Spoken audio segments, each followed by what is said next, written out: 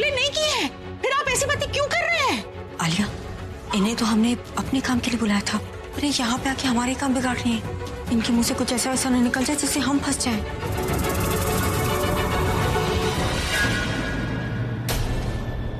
बस कीजिए सरला जी, अब ऐसी बातें क्यों कर रही हैं जिसका कोई जवाब ही नहीं है।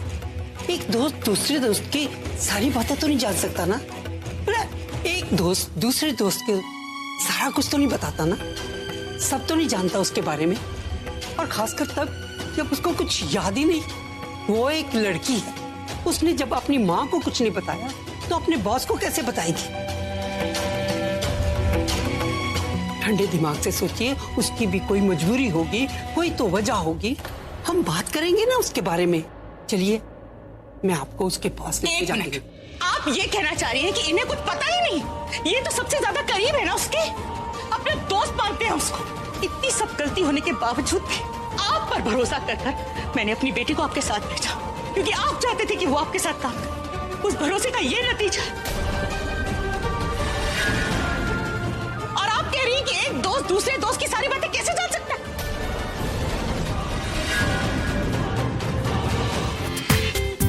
पूरा एपिसोड देखिए ZEE5 पर। तुझे ताने मारेंगे, लेकिन उसके साथ साथ मैं भी रोऊंगी। मेरा सिर भी हमेशा झुका रहेगा पूरी जिंदगी। इतना बड़ा और इतना गलत काम किया है तूने, अब मुझसे कुछ बोलेंगे भी? मैं तुझसे बात कर रही हूँ। क्यों किया तूने ऐसा? क्यों क्यों क्यों क्यों?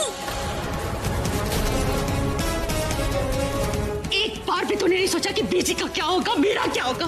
एक बार नहीं सोचा और इतनी बड़ी गलती कर दी। सरला जी, क्या करी आप? अरे होश में आइए, आपको किसी ने भी बेइज्जत नहीं किया, आप इसको क्यों बेइज्जत कर रही हैं? अपनी ही बेटी पर हाथ उठा रही हैं। अच्छा लगता है क्या? अगर आप इसको इतना कुछ बोलेंगे तो कोई क्यों नहीं बोलेगा?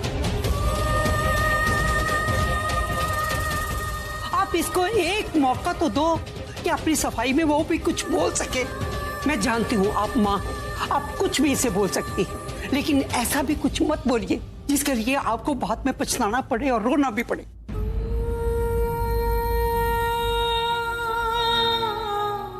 पछताना तो पड़ ही रहा, और रोएगी ना ये सारी जिंदगी।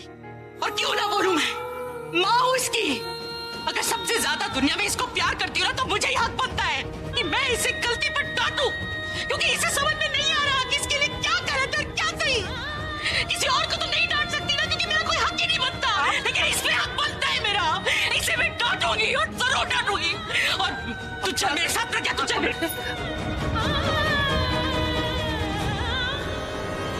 प्रज्ञा की बेहोशी का फायदा उठा के आलिया ने डॉक्टर से झूठ बुलवाया है कि ये प्रेग्नेंट है, किसी के बच्चे की मां बनने वाली है। आलिया प्रज्ञा को चैलेंज में हराना चाहती थी, इसीलिए उसने ये सब कुछ किया ताकि अभी इसे नफरत करना शुरू कर दे। ये सब उनकी चाल है। अब आप ही बताइए, इसमें इस बेचारी का क्या कसूर है? क्या गलती की है इसने? माय गॉड, आई मीन इतना ड्रामा, वो भी किसके लिए? एक ड्रामेबाज लड़की के लिए। भाई की तो छोड़ो, उसने अपनी माँ को भी नहीं बताया यार तनु। आखिर क्यों छुपाया होगा उसने? मतलब रीजन क्या होगा? आलिया, मुझे तो एक ही रीजन नजर आ रहा है कि उसे खुद नहीं पता कि उसके बच्चे का बाप कौन है। और ना तुमने कभी सुना कि उसका कोई बॉयफ्रेंड हो? सीरियसली तनु, पर दिखने में ऐसी लगती तो नहीं है, बट काम तो देखो कैसे किया है। शादी से पहले प्रेग्नेंट हो गई। Mean like amazing. ये मिडिल क्लास के लोग कभी कभी you know they really shock है। दिस इज सो चीप यार एंड एंटी सोशल। मतलब मैं तो भाई को पहले ही बोल रही थी कि इससे दूर रहना, ये जैसी दिखती है वैसी है नहीं, लेकिन भाई तो मेरी सुनते ही नहीं है कभी कभी। मिडिल क्लास है ना वो, जो भी करती है, जो भी सोचती है, हर एक बात में रोक टोक।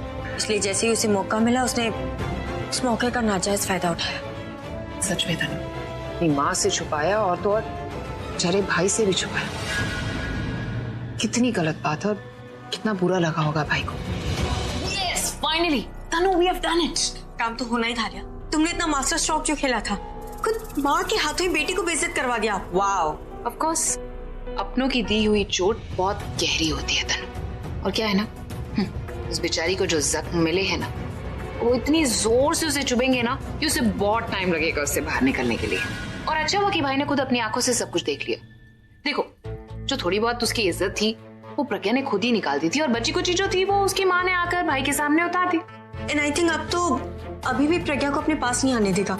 अब मेरी और अभी की शादी बिना किसी प्रॉब्लम की होगी, और मेरी शादी के सारे फंक्शंस में अच्छे से एंजॉय करूंगी। अभी नहीं तनु, अब क्या हुआ? हर एक्शन का एक ऑपोजिट रिएक्शन होता है स्वीटहार्ट। और अभी जो झटके प्रज्ञा को मिले हैं उसके बाद तुम्हें क्या लगता है वो चुप बैठने वाली? हमें वो एक भीगी बिल्ली लग रही थी, लेकिन जो कुछ हुआ उसके बाद वो एक जख्मी बिल्ली है, जो कि एक शेरनी से कम नहीं। So we have to be very careful. और हम चाहे कितने स्ट्रॉन्ग क्यों ना होता नो, लेकिन कभी भी अपने ऑपोजिशन को कमजोर नहीं समझना चाहिए, उसे अंडर एस्टिमेट नहीं करना चाहिए। और ये प्रज्ञा चुप बैठने वालों में से नहीं है। अगर तुम शादी के बारे में सोचोगी तो वो तुम्हारी शादी तोड़ने के बारे में सोचेगी। तो हम क्या करें? करने दो इससे जो करना है। बिल्कुल भी नहीं। हम एक के बाद एक उसके ऊपर वार करेंगे, उसकी हालत खराब कर देंगे, इतनी बुरी हालत कर देंगे कि वो अपने प्लान बोलना तो छोड़ो, सोचने की भी कंडीशन में नहीं रहेगी। लेकिन अब तुम क्या सोच रही हो? वेट एंड वॉच स्वीटहार्ट, क्योंकि इस बार का प्लान और भी बड़ा है। सॉरी भाई, पर मेरी नजर में ऐसी लड़कियों की कोई इज्जत नहीं होती, और आपको भी नहीं करनी चाहिए। ऐसी लड़कियों के पीछे आप अपना टाइम क्यों वेस्ट कर रहे हैं? आप खुद सोचिए भाई कि जो लड़की अपनी माँ की सगी नहीं हुई वो आपके साथ कैसे लॉयल रहेगी। I think it's high time that you think about yourself. अपने बारे में सोचिए। 2 हफ्ते बाद आपकी शादी, तनु के बारे में सोचिए।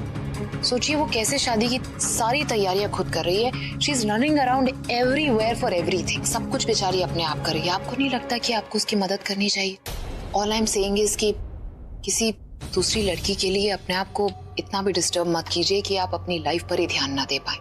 खुद सोचिए, आपकी लाइफ सिर्फ आपकी लाइफ तो नहीं, हम सबकी लाइफ आपसे एसोसिएटेड है।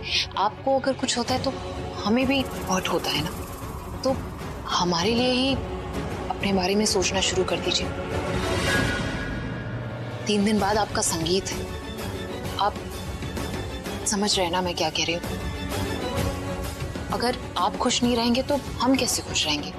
सो आई थिंक आप अपने बारे में भी सोचिए। Take care of yourself, get a hold on yourself and enjoy life. ठीक है। वैसे एक बहुत इम्पोर्टेंट काम है। कल बंटी बबली का बर्थडे, और मैंने उन दोनों से प्रॉमिस किया था 1 महीने पहले कि मैं उनके लिए एक पार्टी रखूंगा। तो तुम दोनों गेस्ट लिस्ट बना लेना, और बाकी काम के लिए मैं निकिता। हम इन्हें कोई पुरानी बात याद दिला सकते हैं। हमें एक ऐसे सबूत की जरूरत है जो आलिया और तनु का सच भी सामने ले आए, और जिसका कोई तोड़ भी ना हो उन दोनों के पास। ऐसा सबूत कहाँ से? हाँ, वो ऐसा सबूत मिल सकता है जिसने आग लगाई है ना, पानी भी वही डालेगा। जिसने झूठ बोला है ना, सच भी वही बोलेगा। इसकी बात कर रही हूँ, उस डॉक्टर की। उस डॉक्टर ने ही टेस्ट किया था ना तेरा झूठा टेस्ट। जब वो डॉक्टर आएगी ना तो उस आलिया और तनु का भांडा ही फूट जाएगा। फिर अभी ने जब उसकी झूठी बात पर यकीन किया तो उसकी सच्ची बात पर तो उसे यकीन करना ही पड़ेगा। ये सही है, चोर को ही सरकारी गवाह बना दो, केस खत्म। हाँ दादी, बात तो माँ की सही है। वो डॉक्टर अगर यहाँ आकर सच कहते तो सारी प्रॉब्लम सॉल्व हो जाएगी। लेकिन मुद्दा ये है कि माँ वो डॉक्टर यहाँ क्यों आएगी जब वो जानती है कि हम जानते वो गलत है। तो बिल्कुल चिंता मत कर, तुझे अपनी माँ पर विश्वास है ना, तो मैं उसे लेकर आऊंगी बेटा। मैंने सब कुछ बिगाड़ा है ना, तो सब कुछ ठीक भी नहीं कर दूंगी। मैंने अभी से वादा लिया था कि वो हमेशा तेरे साथ रहेगा, और मैं चाहती हूँ वो हमेशा तेरे साथ रहे। इसीलिए मैं सच्चाई उसके सामने लाके रहूंगी। तू देखना, मैं जाऊंगी और उस डॉक्टर को लेकर आऊंगी। ठीक है माँ, मैं भी आपके साथ चलूं। नहीं, तू आराम कर, तेरी तबीयत भी ठीक नहीं है ना। सब कुछ बिगाड़ दिया ना मैंने, अब मैं ही संभालूंगी। मैं लेकर आती हूँ डॉक्टर को।